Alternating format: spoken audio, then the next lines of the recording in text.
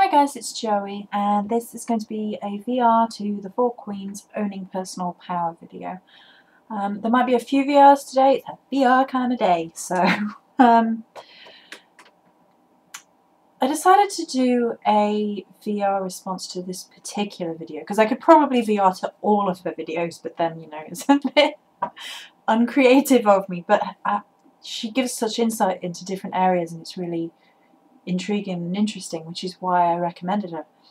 And this particular video, Owning Your Personal Power, is so poignant to me right now and throughout my entire life actually, that I felt the need to VR and respond to it. And if you haven't seen her video, go watch it. Now this is going to be quite a personal video probably. There are elements of darkness in even the as in negative, not as in. There are elements of negativity within expressing opinions about the owning your personal power and the loss of personal power with regards to that. And so obviously when parallels are drawn and experiences are shared, there is going to be a sort of negative side associated with these things, because it can often be a very difficult and very stressful thing to go through, realizing that your personal power is in question or that you felt that you have lost it. It's often an attack on your individuality, on your sense of self and self-worth and self-confidence, and there are often really strong vibrations of shame and fear associated with losing your personal power. The Four Queens talked about family expectation sort of conditioning us for life, and apologise for keep mentioning it, and I was thinking no, because that's exactly what happened to me. I had a very negative family experience, for sure, more negative than maybe a lot of people had, and I'm not going to go into huge amounts of detail about it because I don't feel that is necessary, but I will draw upon examples of why this video of hers hit home to me particularly. Growing up, I was the eldest child. Now, I don't know how much you know about the dynamics of childhood, of the psychology in general, not the Four Queens. I'm sure the Four Queens probably has read about it. But the psychology of bringing up children in, depending on what order they come in. Like, you're not supposed to put too much pressure on eldest children because they do it themselves. You're not supposed to compare middle children to the oldest child because it just is unnecessary amounts of stress. Things that you would think were really obvious, and yet every single thing that shouldn't be done in this context was done to me and my sisters as part of a negative parental experience, if you like. There were some really odd expectations placed on me growing up, and these have had echoes of repercussion to this day, and there are things that I will fight against for the rest of my life.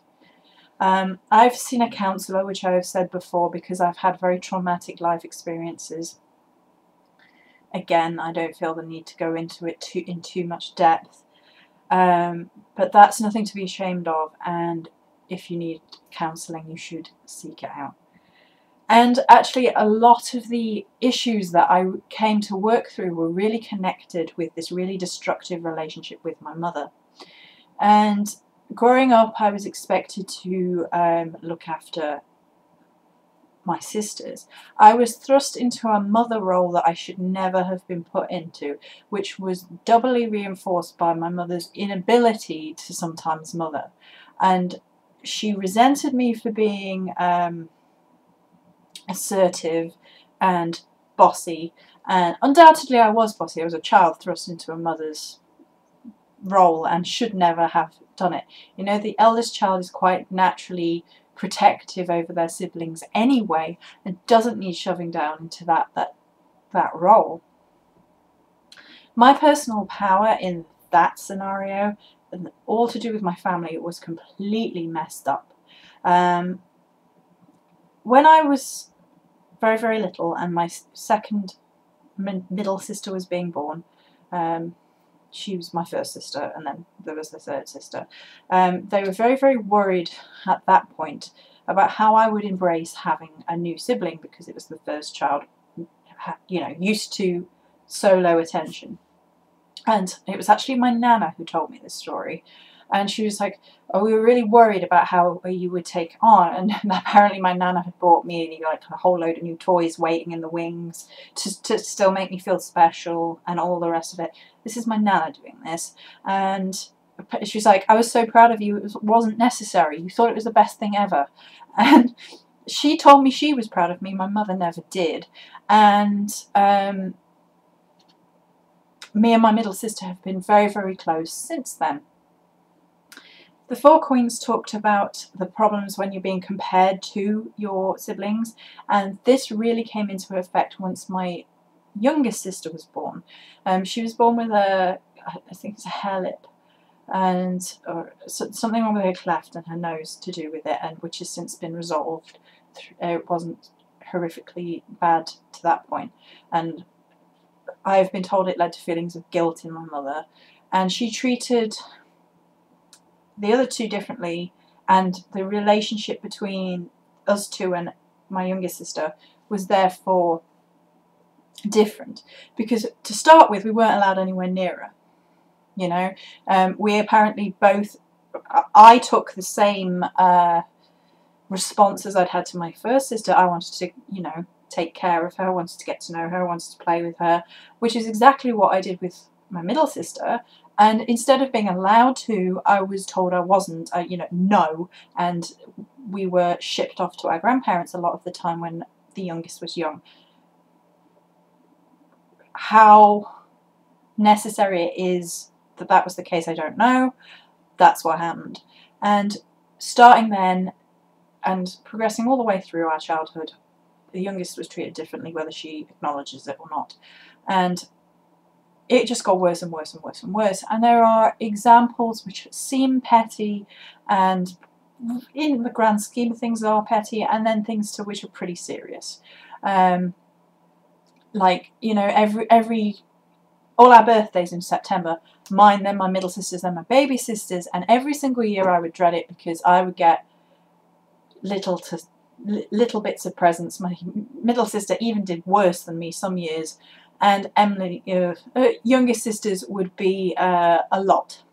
I remember her getting a bike one year, and at Christmas time, and me and my other sister, just looking at each other like, okay. And my mother refused to pay for driving lessons for me, and she used to ram it down my throat that I should be learning to drive. I had to pay for, or I had a Saturday job. So it would have wiped me out to have any lessons, and taken away from my personal freedoms and personal things that I wanted to be doing, rather than driving, which I didn't particularly and still don't care about. Whereas my youngest sister was given driving lessons and a car, and had her mobile phone paid for X amount of years by my mother. All these things that led to a separation of bonding and divides, and made me and my middle sister feel unwanted, unloved, and like we were in constant competition. And on top of that, there was constant competition, particularly within the realm of academics. I was very academic. My middle sister was very academic. Younger sister, not so much. Guess how this went down. When I was going through school, I loved learning. I had some brilliant teachers early on, thank goodness, and go all the way through. I had at least one or two really brilliant teachers that were encouraging, and I used to thrive in that environment. You know, I wanted to do my best. I wanted the good grades. I wanted the acceptance. I wanted the praise. I didn't get it at home. And that's a positive thing that came out of this really negative loss of personal power. But at that point, I didn't realise that I was actually giving away some of my personal power, because rather than taking joy from what I was doing, I was seeking a sort of appreciation that I wasn't getting elsewhere. And the problem was that no matter how well I did, and I did really well, I wasn't receiving hardly any praise. If you didn't get an A, it wasn't good enough. If you didn't get an A, why not? And you got had a go at. If you did get an A, who else got an A? Did anyone get a slightly higher A than you did? You know, I remember going home having a 94 out of 100, and somebody had got a 95, and then that wasn't good enough. And the amount of anger that boiled through from that sort of that manipulation of personal power, where basically there's no gratification, there's no praise. You know, other kids were getting rewards for their GCSEs and A-levels, be it a party, be it financial, be it a gift. I didn't even get a well done. You know, I got a well never mind for your GCSEs because I didn't get straight A's. I got I think there was 10, so I think it was about 3 B's, 3 or 4 B's, and the rest A's. It was more than half were A's. No, well, oh well, never mind. Try harder for A level.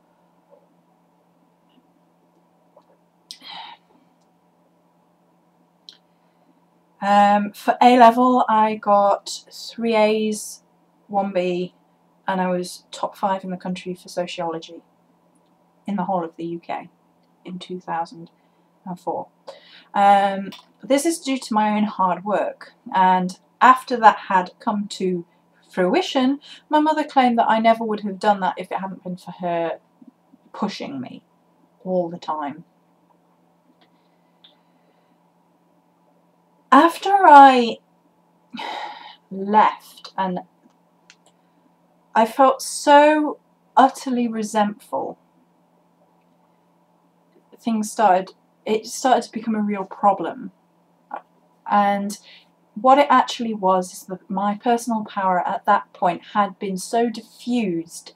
Like, everything you have done is because of me, it's not because of you, is basically your parent telling you that without them you are nothing, and you know, you have no personal power of your own. And this is because I was an assertive, calm, collected, put together individual who took care of her sisters to the best of her ability, because my parents didn't. There was alcohol involved, there was abuse involved, there was all kinds of abuse involved, and my mother has a very warped perspective on personal power. She thinks men are above women. She will stick up for a boyfriend, and has done, over her own children because of the gender divide.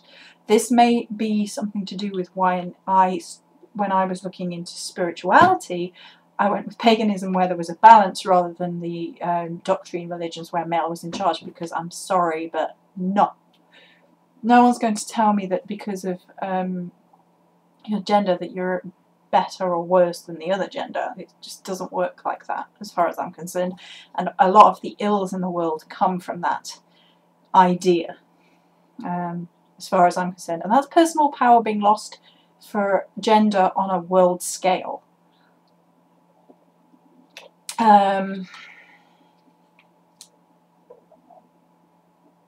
Yeah. So I've covered things like doing things because of people's expectations of you, people who don't want you to be yourself. I actually cut out everyone but my middle sister because of a whole multitude of reasons. But basically because they didn't want to honour me. My mother called me names, my mother put me down, my mother tried to, I mean, she used to put our physical selves down. You know, you're fat, you're ugly, you need to lose weight, you need to stop eating. But when at one point I lost all the weight for myself. I got very assertive at one point and lost all the weight for myself, and I got down to a UK size 8, which is small, and I'm not sure what it is in other sizes, but it's small. And the tirade of abuse and physical abuse escalated to such a point I gave up. And that is nothing if not somebody taking your personal power away from you. It's quite an emotional video, as you can tell. And that's all from a family perspective, but it's not just family perspective on taking away your personal power and realizing you're not who they want you to be, and you're not who your friends from childhood wanted you to be. You have to be who you are now and cycling through. And it's something I to this day have trouble with. Growing up, I wanted to be a lawyer. I wanted to do a high-powered job with a lot of money, and I got into university, and the people who were in that course surrounding me were so negative, I could not become that. They were there to trample over whoever they wanted as long as they got to that lawyer position of power and money. That's what they were all like. I'm not saying that's what all lawyers are like, but in my class, when I first went to university, that's what they were all like. And it was hideous. And I could feel the humanity being drained away from me every time I was in that room, and I could not do it. There are a whole other load of circumstances that blew up all around the same time, and now I'm in a position which I never at that point in my life wanted to be in. I am currently a housewife, and there is all this negative I don't know how representation of housewives. You know, you see it on YouTube. You're a housewife. I'm actually trying to be an author, and I'm creating things, and so I very frequently don't call myself a housewife because I am in the process of trying to become who I want to be. I want to be an author. I want to create these pagan items, goodies, whatever. I want to share things through videos. This was another step in me helping to become who I want to be. And this has become a hugely difficult process. I've had death cycles of two people from my childhood that I documented, and as I look at it, it is to do with me becoming someone else, growing, learning, and making them uncomfortable, possibly. And like the friend that I lost had actually, like in one of her emails where she was trying to get me to argue, I think, it was like stabbing at me for being a housewife and stabbing at me for not being ferocious, angry basically in my responses, not being passionate enough to see that whatever. And just because I don't mouth off doesn't make me any less passionate. It means I can control how I respond. It means I can control my anger, my emotions. I can still believe in things without having to shove it down people's throats. And this is a part of a constant process of growth, which I've been going through since childhood in different stages.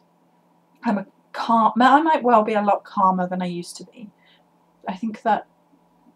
I don't think I was ever uncalm, but I feel a bit like I am trying to be less judgmental, hopefully, than I was as a teen. You know, if I feel that something is wrong, I will come out and say it, and then I'll say why I think. But that doesn't mean I can't listen to other points of view and take on board other points of view. I'm not going to say something is my way or the highway anymore, because I don't think that's part of being an adult. I enjoy listening to other people's perspectives. It's like I don't believe in spiritual videos that tell other spiritual paths they're wrong. I am not going to say to a Christian that their belief is wrong, which some pagans will, because they've had really negative experiences with Christians and other religions of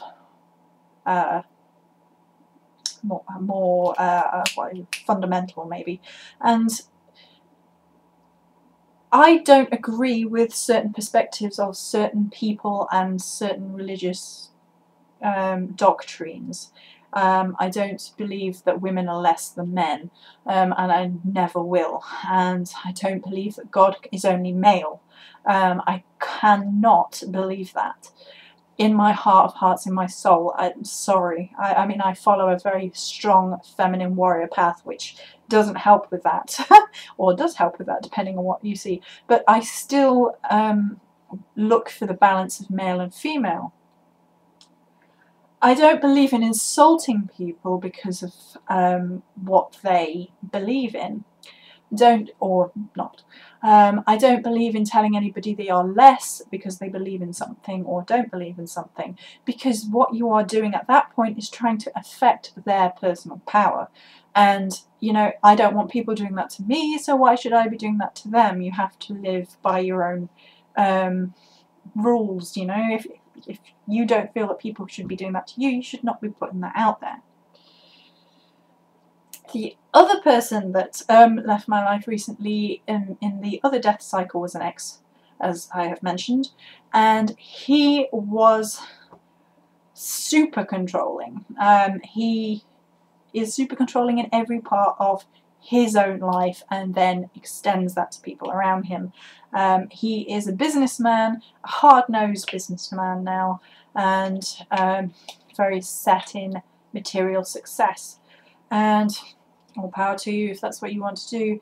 But then he sort of expressed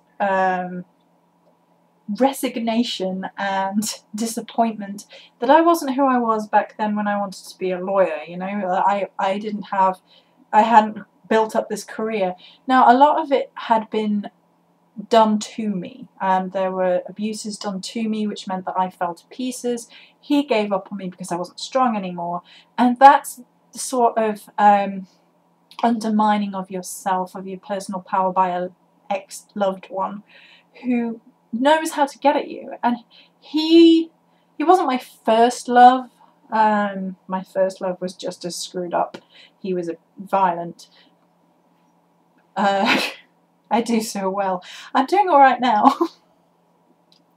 And but he was a major one, so it hurt a good deal, you know. And his expectations were in my head until recently, maybe. You know, that sort of, why haven't you excelled to the person you're supposed to have been? It's like, well, who are you to say I haven't? This isn't where I wanted to be, for sure. But I am in a stable place now where I can start discovering myself. And although I've had a bit of a creative block recently with poor health, I can start delving into the deeper things in life that help you become a better creative writer. These are all things that I need to embrace and get on with. Fair enough, but that is up to me. I felt and even recently, I felt like I had 99% of my dreams ripped from me by other people. And that's fairly true. Like, I did have a lot of my life torn to pieces by the actions of other people. Actions that were outside of my realm to control and could not have ever controlled.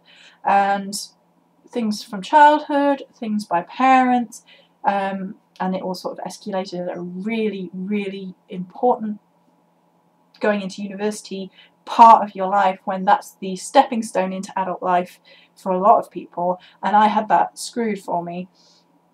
So falling apart at that bit was difficult. It might be better than falling apart at 30, which maybe some people do, because by then hopefully I'll be back on track. The thing about I wrote down the key points that I wanted to cover. Let me make sure I've covered them. I think I've covered most of the things. I've covered cutting out people who don't honour you and the family side of things. the last thing I want to really cover is the shame and fear aspect that you put on yourself that the Four Queens mentioned. You put these expectations on yourself, and it doesn't really matter where you've got them from. They come from all over. They come from what society demands of you. They come from what your family demands of you. They come from what dreams you had as a young person, and you forget who you are in the tirade. Like, there's a river of opinion and it sweeps you up, and you forget who you are, and you end up giving yourself away and your personal power away. And it doesn't happen overnight. It happens very, very bit by bit until one day you wake up and realise you're stuck. Now, I'm fortunate in some senses where I have options available to me right now, and I am in a loving relationship right now which allows me to be freer. You know, I have the sort of life where some people are going to think, you know, how lucky I am, and then some people are going to think it's detestable, because at the minute I have such a huge amount of freedom, basically. I don't have to work some dead-end job. My partner doesn't want me to work a dead-end job, and he supports me. And he doesn't want me to work a dead-end job because I have back problems. I have back problems because of all the abuses in my past. And if I work a dead-end job, when I was up north, I worked 25 hours, so nothing, and my back would, after 4-hour days, after 5-6 hour days, I would come home and my back would lock up and I would be in horrific amounts of pain. And I couldn't get up, I couldn't do anything for the rest of the evening. My partner doesn't want that. And he said to me, you know, I can support us. Grow into doing things that you want to do. Let's get your book written. Let's get your book published. Let's embrace that. And that's really positive. And I'm grateful. Very grateful. But then you see people around, even on YouTube, and they are bitching about people being a housewife, as if all ills come from being a housewife. You know, like, you therefore must be bored, you therefore must be bitchy, you therefore must have no life. And I bought into that as a young person. Like, the last thing I ever wanted to be was a housewife. It's probably fate teaching me a lesson by making me one. And I believed all of that, you know, that was a failure of life. And like, I felt for a long time that I had failed, because I wanted to be a lawyer originally. I wanted a good job, I wanted money, financial independence more than I have right now. I'd still like that. Hopefully through my book and everything I can propel myself to those heights. And but you know, there's nothing wrong with having goals for yourself as long as they are attainable in some way. And I did honestly feel like I had completely failed, and it was all the pressure of these expectations of people who had no right to do these things to me. And people do not have the right to rip your personal power or individuality away from you.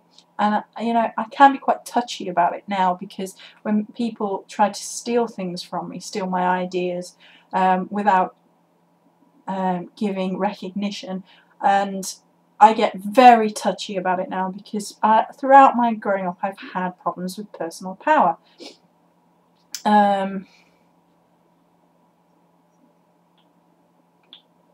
Yeah, okay. So I think I've covered it. Well, you know, we often get quite afraid of our own personal power. Like, we somehow... This is the last thing, actually. I am always worried about being a selfish person. I don't like selfish people. Growing up, I knew a couple of people who were so self-involved and selfish, it would blow your mind. And it is... I mean, it's part of growing up that you have to realise it's not just you, but some people never do. Excuse me.